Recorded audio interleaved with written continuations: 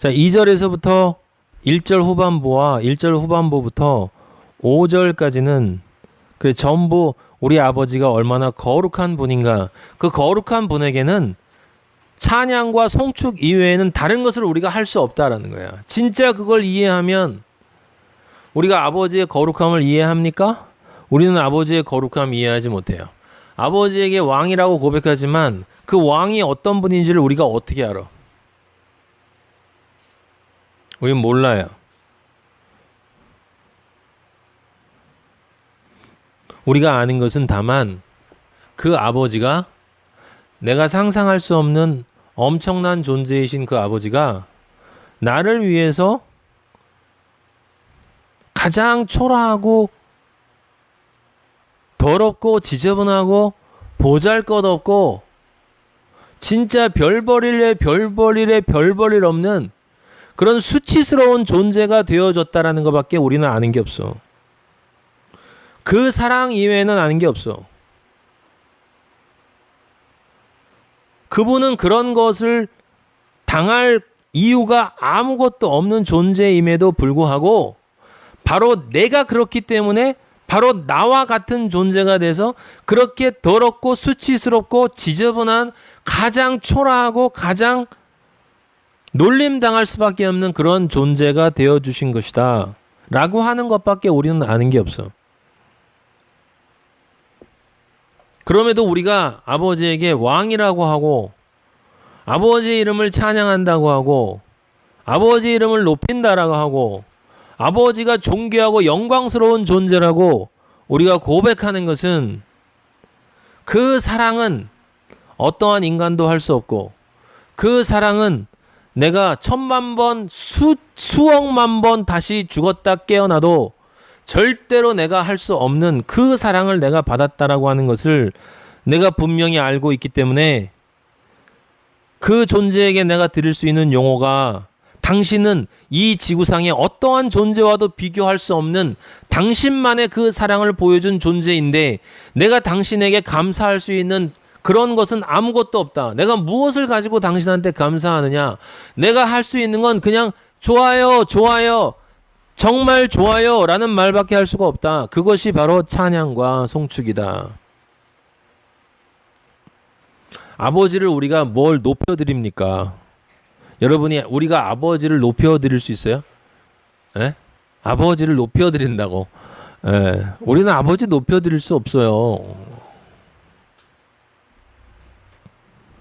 우리가 아버지를 높여드린다는 건 나는 아버지를 높여드릴 수 없는 존재인데 그런 나를 아버지가 높여주신 것을 감사합니다 라고 하는 표시일 뿐이죠. 그 고백이 끝나고 나면 이제 그 아버지가 거룩한 이름을 가진 그 존재가 원하시는 뜻, 그것이 바로 아버지의 나라가 이 땅에 임하는 것이었다. 그래서 그 나라가 임하여서 그 나라가 이 땅에 임하지 않으면 하늘에서 아버지가 이루신 뜻, 그것이 이 땅에서 이루어질 수 없기 때문에 그래서 우리가 주기도문의 두 번째 문장을 보면 아버지의 나라가 임하시옵시며 라고 했는데 마치 이것과 그 다음 것이 다른 것처럼 이야기했지만 사실은 의미를 보면 아버지의 나라가 임하시옵시며가 아니라 아버지의 나라가 임하셔서 그렇게 되어서 아버지의 뜻이 하늘에서 이루어진 것 같이 이 땅에서도 이루어지기를 바랍니다.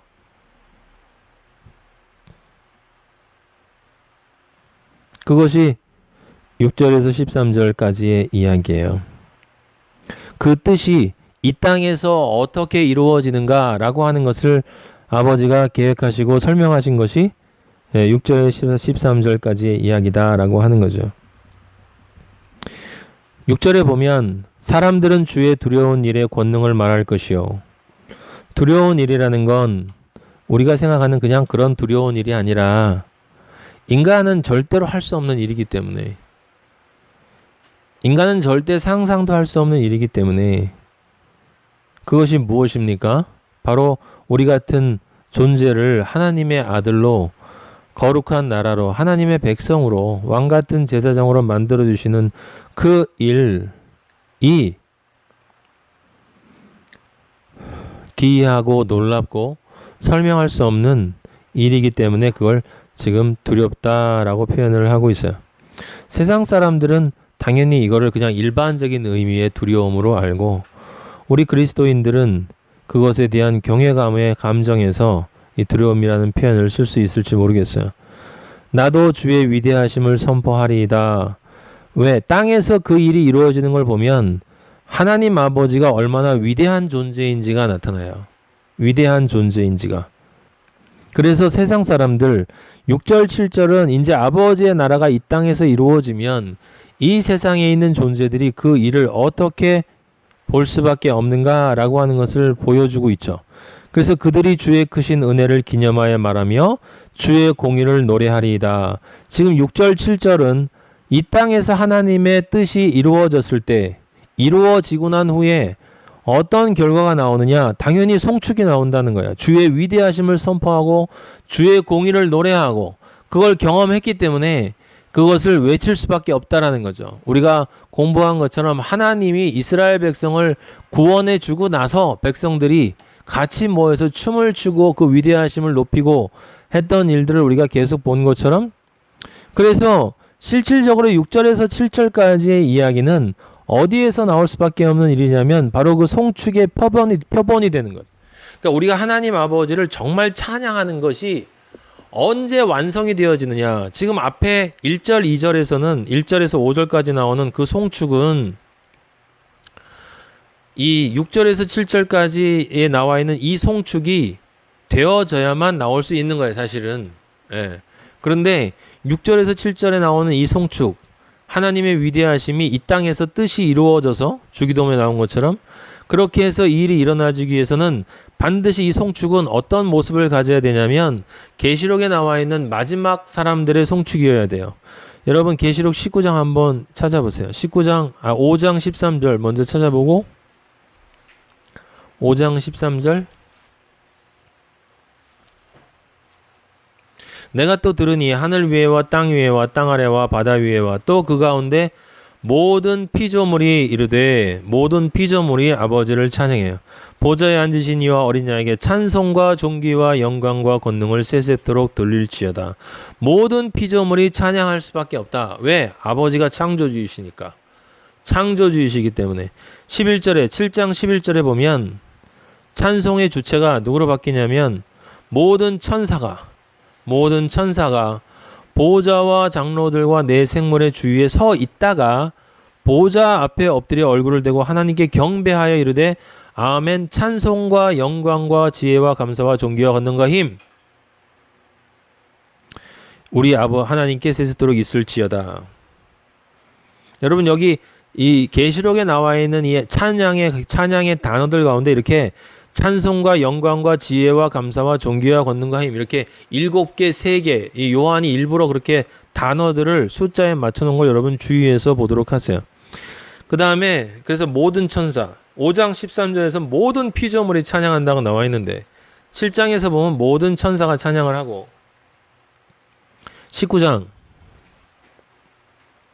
19장에 보면 이제 온전하게 아버지의 뜻이 완전하게 이루어진 다음에 나오는 그 찬양이 나와요. 이 일 후에 내가 들으니 하늘에 허다한 무리의 큰 음성 같은 것이 있어 이르되 할렐루야 거기 한번 동그라미 쳐놓으세요. 할렐루야 구원과 영광과 능력이 우리 하나님께 있도다. 할렐루야가 무슨 뜻이야? 여호와를 찬양. 그의 심판은 참되고 의로운지라 음행으로 땅을 더럽게 한 음녀를 심판하사 자기 종들의 피를 그 음녀의 손에 갚으셨다 하고 3절에 두 번째로 또 할렐루야 하니 두 번째 할렐루야 그 연기가 세세토록 올라가더라. 4절 또 24장로와 네 생물이 엎드려 보좌에 앉으신 하나님께 경배하리되 아멘 할렐루야 하니 3번 할렐루야가 나와요. 네. 하나님 아버지 우리 예수 그리스도 성령 아버지를 향한 찬양이 온 우주에 울려 퍼질 때가 얼마 남지 않았다라고 하는 거예요, 여러분. 5절 보좌에서 음성이 나서 이르되 하나님의 종들 곧 그를 경외하는 너희들아. 우리가 이 소리를 들어야 돼요. 너는 나의 종이다. 너는 나를 진정 경외하는 자다.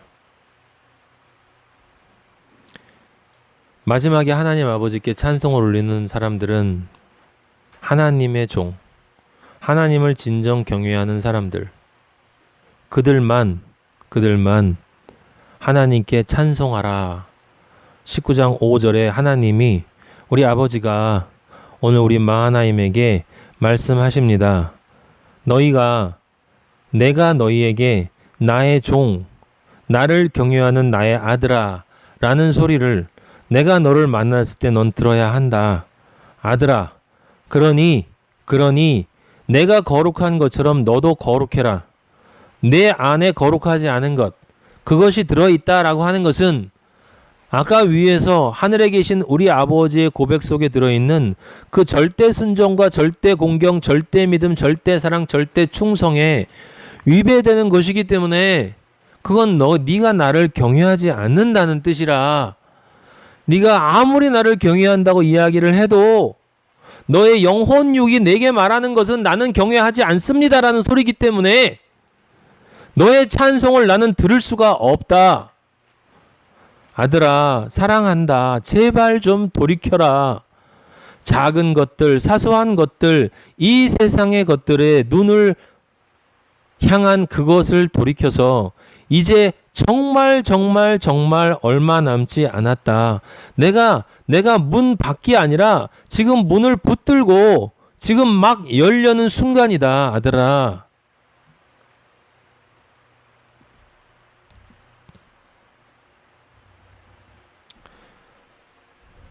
땅에서 이루어지면 이 찬양이 있는 것이고 우리가 아버지께 드리는 찬양은 바로 이 찬양이 종국적으로 되어져야 한다라고 하는 것을 뜻하는 거예요. 그래서 6절에서 7절에 있는 이 말씀은 사람들, 그들이라고 하는 세상을 이야기하는 주어를 세상으로 삼았죠. 앞에 5절까지는 똑같은 찬양을 하지만 주어가 세상이 아니라 나예요. 나의 아버지, 하늘에 계신 나의 아버지.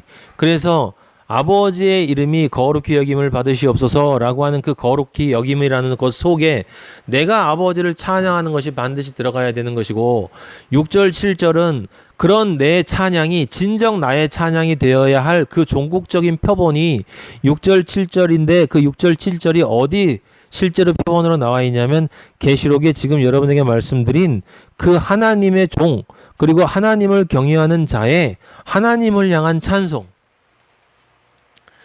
여러분 잘 들으세요. 하나님이 어떤 찬송을 원하는 게 아니야.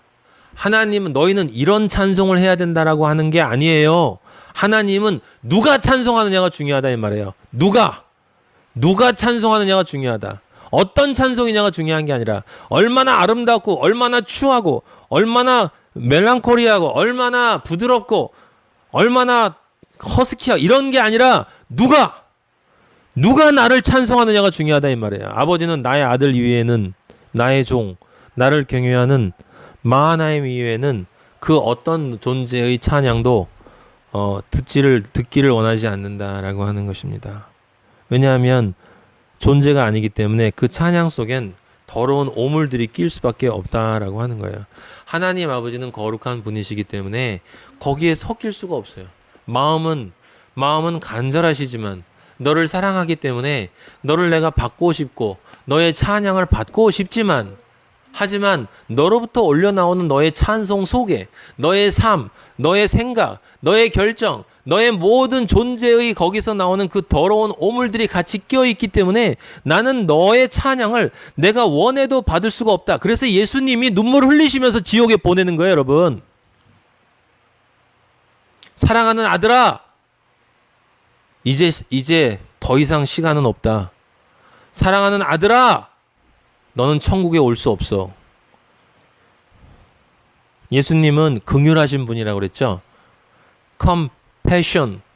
passion이라는 말은 열정, 감정이라는 말도 되고 열정이라는 말도 되지만 라틴어로 passio라는 단어에서는 passio는 순환이에요. 순환. 예수 그리스도께서 받으신 십자가의 순환을 파시오라고 그래요. 파시오라고. 패션의 어원이 되는 파시오. 그리스도는 우리의 삶 속에서 그리스도인이 느끼는 모든 것들을 함께 느껴요. 우리의 삶 속에서 우리가 느끼는 모든 고통과 환난과 고난을 예수 그리스도가 함께 느껴주신다 이 말이에요. 그게 긍휼이에요. 단 하나도 함께 느끼지 않으시는 것이 없기 때문에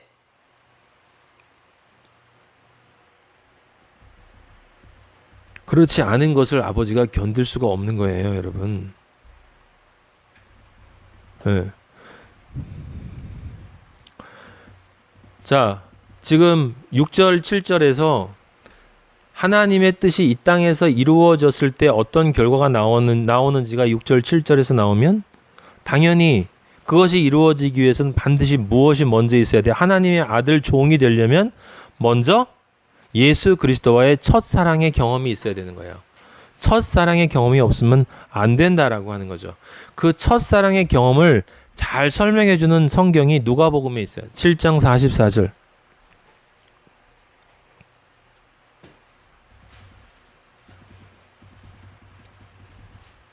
예수님을 나의 하늘에 계신 우리 아버지라고 고백을 하는 것이 가능하기 위해서는 반드시 첫사랑의 경험이 있어야 돼요.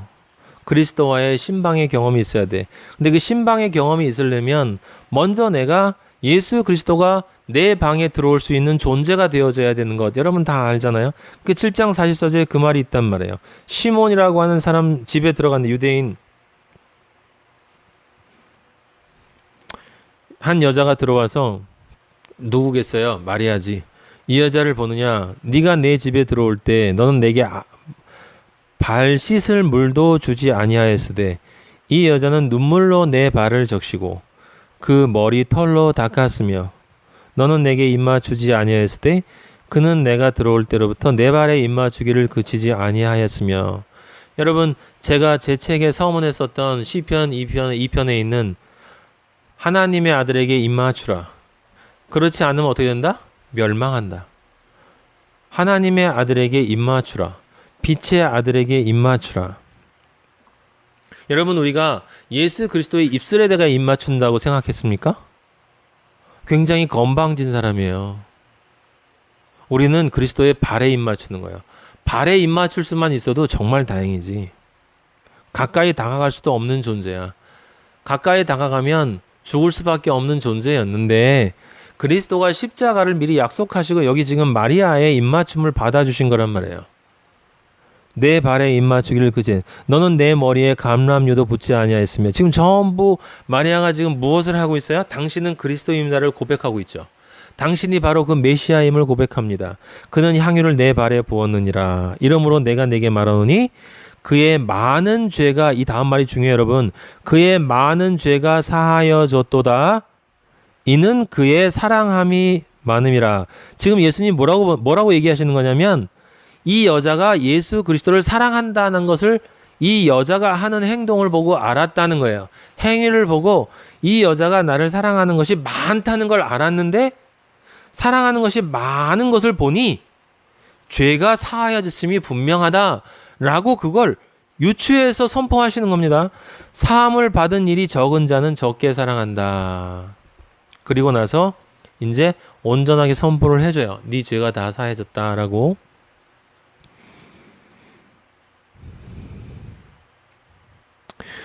이 예수 그리스도의 앞에서 이 여자가 한 모습이 우리가 그리스도 앞에서 그리스도와 동행하기 전에 우리가 아버지 앞에 보이는 모습이었다라는 거예요. 그 모습이어야 한다라는 거죠. 여기서부터 시작이 되어야 6절 7절에 있는 하나님의 뜻이, 그러니까 하나님의 뜻이 이루어지는 시작이 여기에요. 하나님의 뜻이 이루어지는 시작이 발을 씻고 눈물로 발을 적시고 머리털로 닦고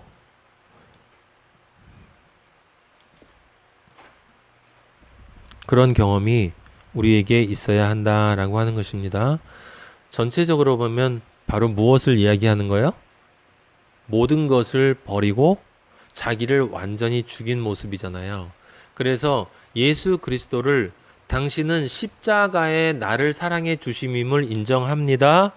나는 십자가의 사랑받음의 존재로 내가 아무것도 아닌 존재로 당신을 받아들입니다.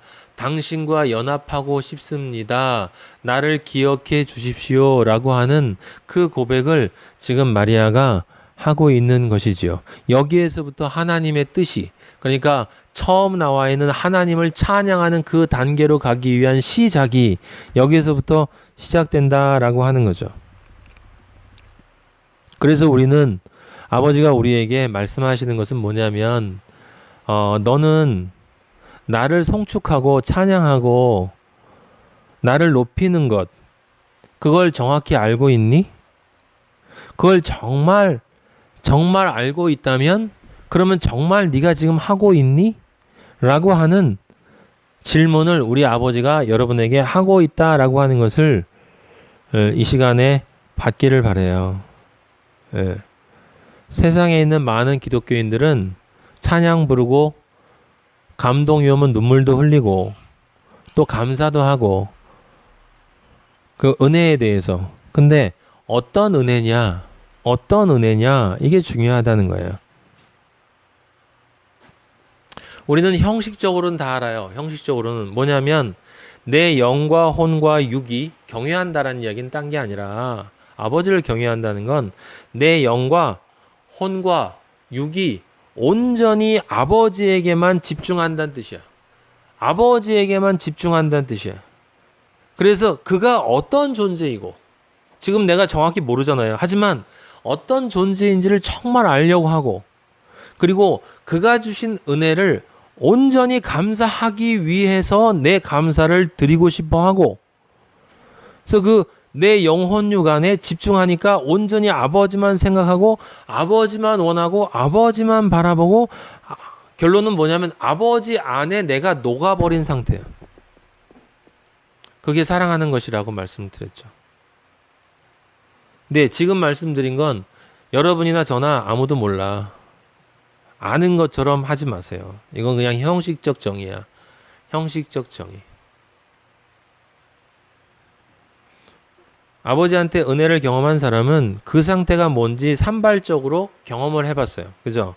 처음 아버지 만났을 때 경험을 해봤고, 아버지의 은혜를 느낄 때마다 그것을 경험해요. 예. 하지만 잘 몰라요.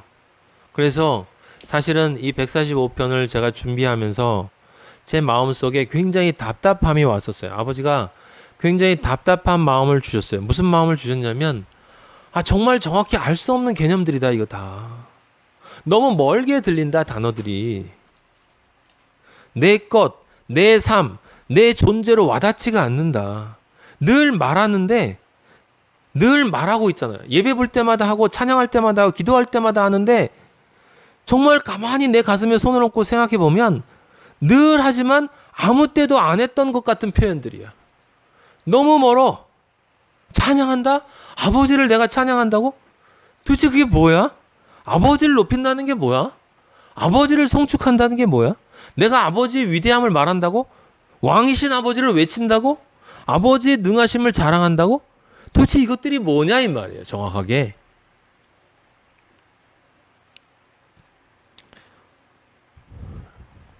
결국 제가 발견한 이 모든 것들의 공통점은, 하나의 공통점은 다른 것이 아니었죠. 나는 그 어떤 것도 정확히 알고 있지 못합니다. 나는 그 어떤 것도 아버지가 원하시는 그 온전함으로 아버지께 드릴 수 없는 존재입니다. 나는 늘 뭔가 알고 있다고, 드릴 수 있다고 생각해 왔지만, 내 머릿속에 존재하고 내가 삶으로 조금씩 노력하고, 때로는 그 감사함과 은혜의 정도에 따라서 아버지에게 조금씩 드렸던 그런 것들을 통해 내가 모든 것을 드린 것처럼 착각을 하고 살았습니다.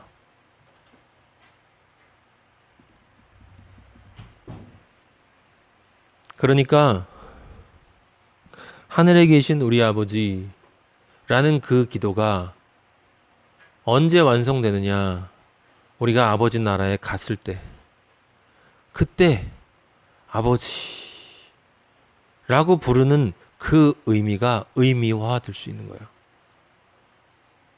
아버지의 이름은 거룩하십니다 라고 하는 그 말이 아버지가 들으실 때 정말 나를 거룩하게 생각한다는 것을 듣는 때가 언제냐면 내가 모든 것을 이루고 아버지의 시험에 통과해서 하나님 아버지의 나라에 아버지 앞에 있을 때 하나님 우편에서 아버지에게 부를 때 그때 아버지에게 그게 들린다라고 하는 거예요. 그래서 제가 알게 됐어요. 시편에서 다윗이 이렇게 찬양하고 이렇게 엄청난 이야기들로 이야기하는 이 많은 것들을 교회에 있는 그 수많은 사람들이 마치 자신들이 아는 것처럼 찬양 이렇게 다 외치지만 이 시편에 있는 그 많은 단어들이 왜 지금껏 나에게 그렇게 멀리 있는 것처럼 들렸는가? 왜 그렇게 나처럼 늘 그렇게 식상한 단어들로 들렸는가? 빨리 하고 지나가 버리고 좀 더 재미있는 단어들로 좀 더 현실감 있는 단어들로 나에게 바꿔지기를 그런 부분을 찾아서 재미있고 신기한 부분들을 찾아서 성경을 읽을 때에만 성경을 읽는 것처럼 들렸는가? 그 이유를 제가 알게 됐어요. 그건 왜 그러냐면 모르기 때문이야. 아직 멀었기 때문이에요. 아버지가 아버지를 찬양한다 할 때 다윗이 예수 그리스도를 예표하는 그 존재로서 온전한 마음으로 아버지 당신을 찬양합니다 라고 할 때 그 말이 가지고 있는 그 엄청난 의미를 전혀 이해하지 못하기 때문에 그런 단어는 빨리 하고 찬양도 그 단어가 나한테 들리는 게 아니라 음이 이렇게 감동적인 음으로 들리면 CCM 같으면 그런 거 좀 좋아하다가 그렇게 지나가 버리는 것이었구나.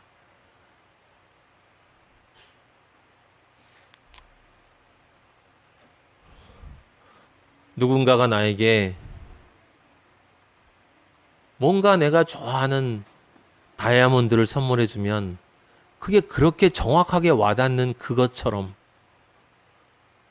예수 그리스도의 십자가의 보혈이 그렇게 그 선물처럼 나에게 와 닿지 않는 것이구나. 그렇게 와 닿지 않기 때문에 그렇기 때문에 그 찬양이 그럼 내가 느꼈던 건 무엇인가? 내 옛자가 가지고 있는 그 마음으로는 그걸 느낄 수가 없는데 그것 역시 은혜였구나. 나는 단지 원했을 뿐이고 아버지가 나에게 그 십자가의 보혈이 얼마나 의미가 있는 것인지를 내 영 안에 깨닫게 해주셔서 그때 아버지를 처음 만났을 때 내 안에서 눈물이 나왔던 것이구나. 그것도 은혜구나. 그래서 모든 것을 은혜라고 하는구나. 다만 내 안에 간절함이 있느냐 없느냐 정말 그것을 원하느냐 원하지 않느냐의 것만이 나로부터 나오는 것이구나 라고 하는 것을 알게 된 것이죠.